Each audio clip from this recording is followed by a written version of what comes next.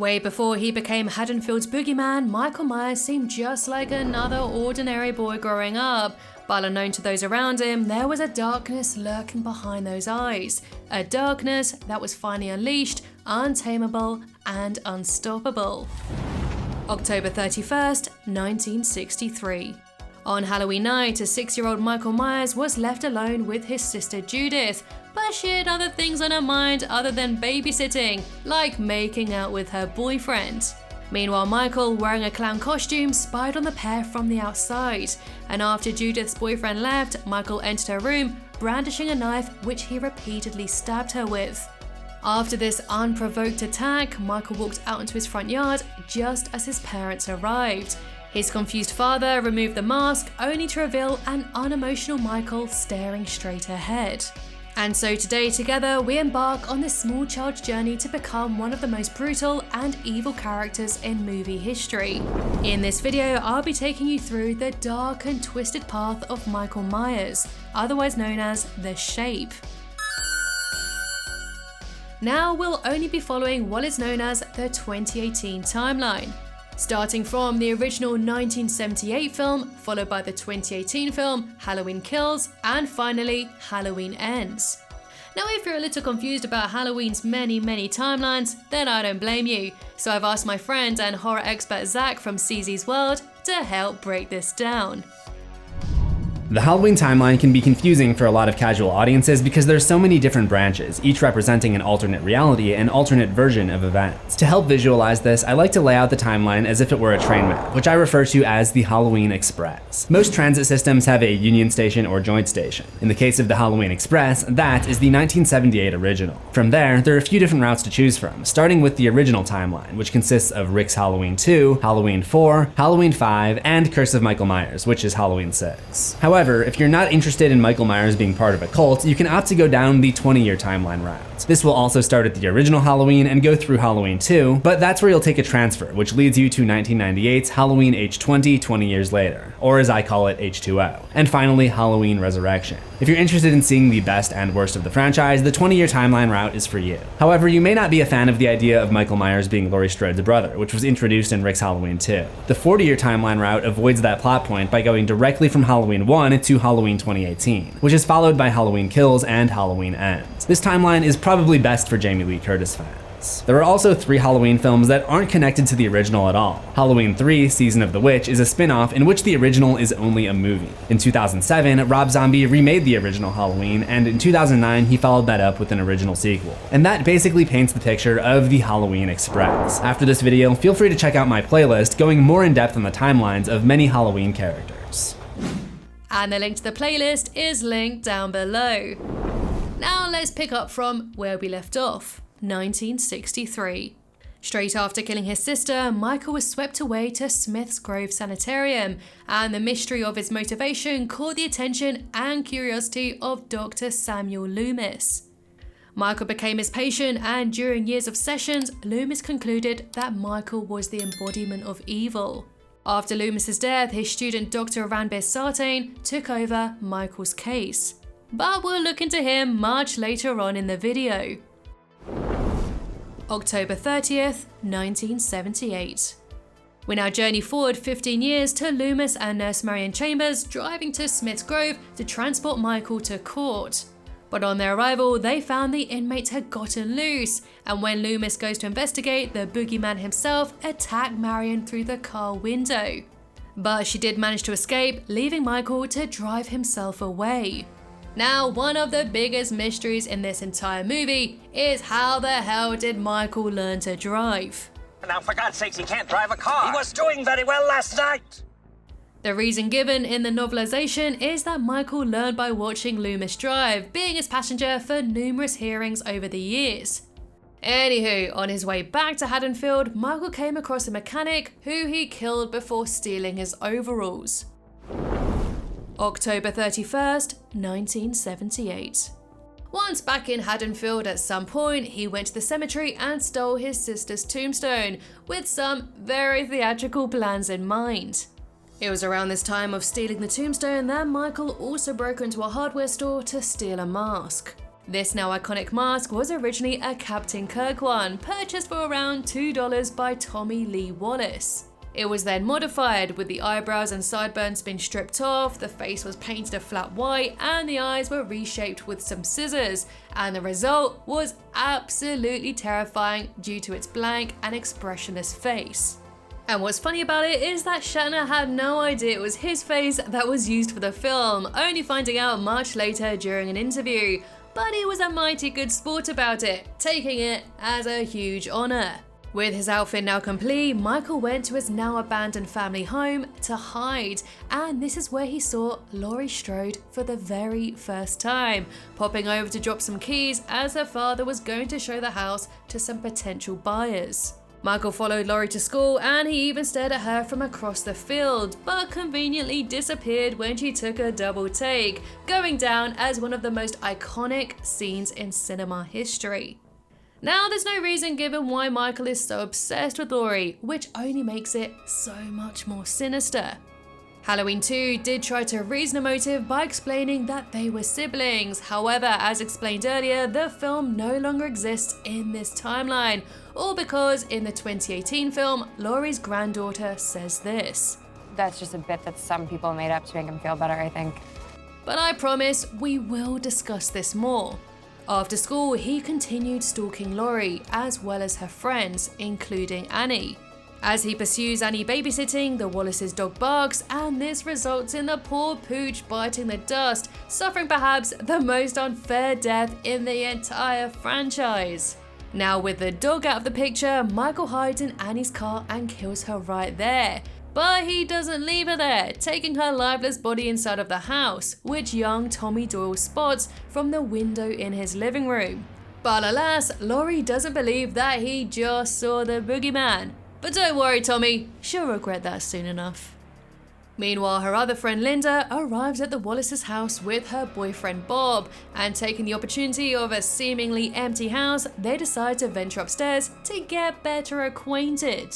After knowing each other a whole lot better, Bob heads downstairs for a beer, only to receive a tall glass of Michael, who killed him and pinned him against the pantry door. Now, Michael, always loving a costume, now adorns a bedsheet and glasses to make Linda believe that he was Bob, strangling her with a phone cord as she attempted to call Laurie. His full theatrical production really comes alive when he positions Linda and Bob's bodies in specific spots in the house, along with Judith's tombstone.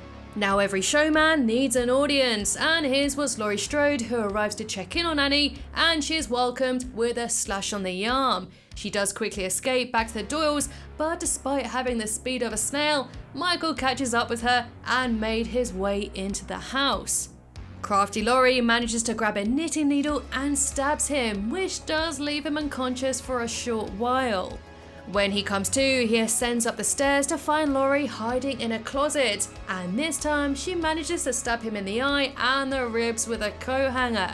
And that may have been the end for a serial killer, but no, Michael did manage to get up again and strangle Laurie, who managed to unmask him, thus catching him off guard, and gave Loomis just enough time to arrive on the scene and shoot him multiple times, sending Michael off the balcony, but alas, not quite dead. Now, the flashbacks in Halloween Kills did reveal what happened after this scene. After Michael was thrown off the balcony, he stalked the streets of Haddonfield to return home. This is where he was apprehended by a young Frank Hawkins, who shot at him, but unfortunately missed. Hawkins and Officer McCabe reached the Myers residence and entered Judith's room. This is where Michael attacked McCabe, and Hawkins, in a bid to save him, shot and missed Michael, unfortunately killing his buddy instead. So Michael calmly left the room, and in a scene parallel to the night of Judith's death, he exited the home. But he wasn't greeted by the hands of his parents, but the beating of police officers. And just as Loomis was about to shoot him, Hawkins stopped him, something that he regretted many years later. And so Michael was arrested and incarcerated yet again. October 29th, 2018. Jumping now 4 decades into the future, podcasters Aaron and Dana arrive at the sanitarium with the intention to interview Michael. But as we all know, he's not a very chatty guy. However, they did manage to draw out a very subtle reaction to his old mask. A day later, Michael and the other patients were being transferred to a new facility when the bus crashed. A father and son come across the wreckage and intend to help, but it doesn't go too well. October 31st, 2018. Michael finds the podcasters at the gas station, and it's here that he kills a mechanic and takes his clothes.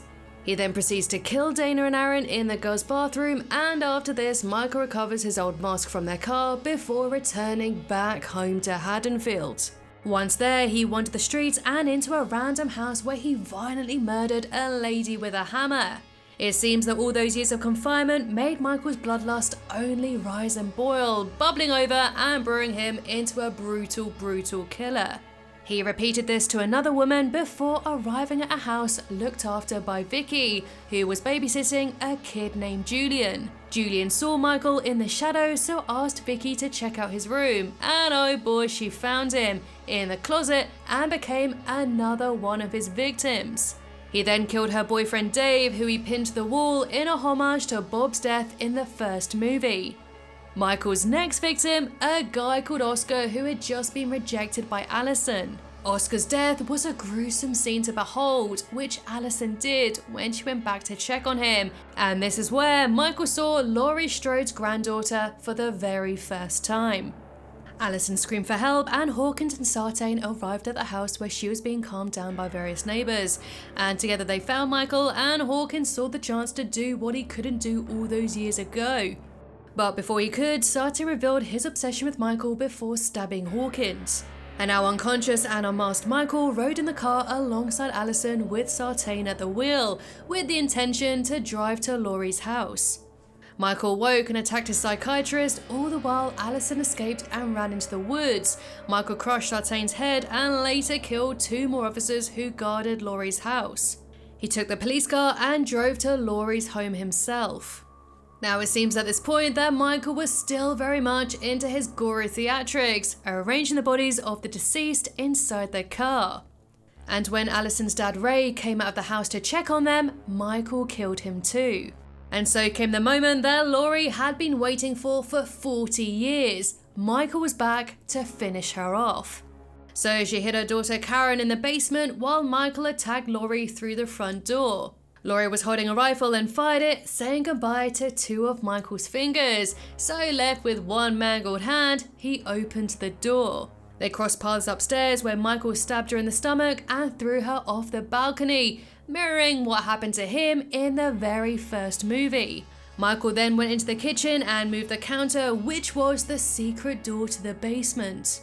By this point, Allison was already there with Karen, and she tricked him into peeking inside, and she successfully shot him in the face while Laurie stabbed him in the back. Now falling into the basement, Michael was now in Laurie's trap, where she set him ablaze along with her home.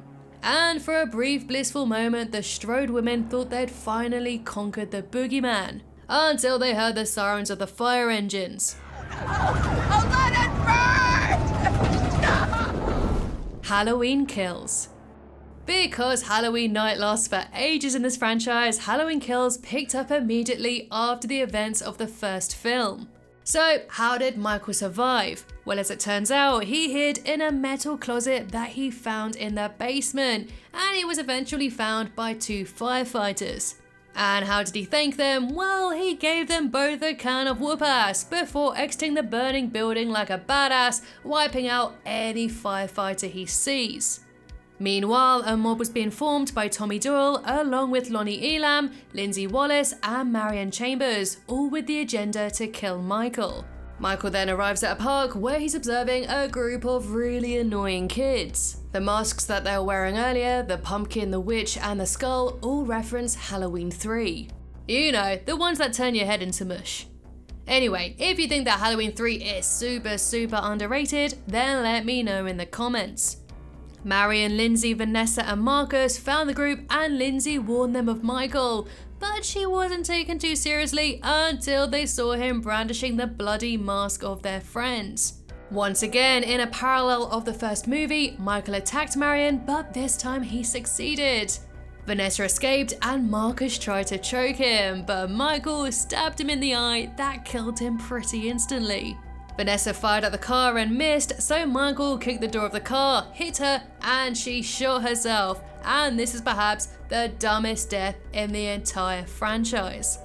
Lindsay then filled a bag full of bricks and attacked Michael, but as he choked her, she managed to unmask him. He let her go to fix his mask and she ran away to hide, successfully, as Michael couldn't find her and so continued his way to his family's house. Once there, he learned it was now inhabited by two men, Big John and Little John, and of course, he couldn't have any of that, so he killed them. Although Little John could have survived if he didn't just stand there like an idiot. Meanwhile, Lonnie realised that Michael was heading to his house and drove there with his son Cameron and Allison. Lonnie went inside while the kids waited in the car until they heard a strange noise coming from inside of the house. Michael killed Lonnie off screen and turned his attention to Cameron and Allison. Michael threw her down the stairs and killed Cameron right in front of her. And I mean, he really tortured the poor guy, and it's super rough to watch. Michael approached Allison and stopped her from stabbing him, but just as he was about to stab her, Karen arrived and attacked him with a pitchfork.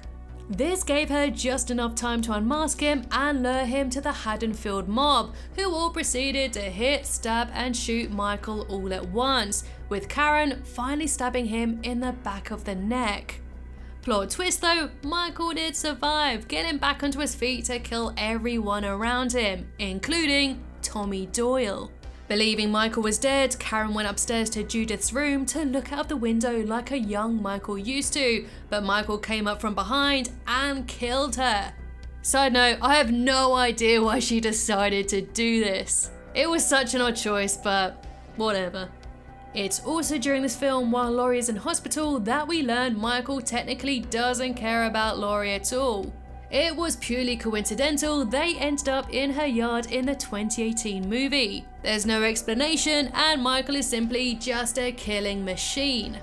The fact that he has no objective or motive only makes him more terrifying in my opinion and sets him apart from his fellow cinematic serial killers. So right after killing Karen, Michael goes into hiding in the sewers. Why? I've got no idea. The movie doesn't explain it at all. It implies that he's weak, but he seemed pretty powerful after demolishing that entire mob in the last movie. But anyway, although he's no longer around, his dark presence is still felt throughout the town. 2022.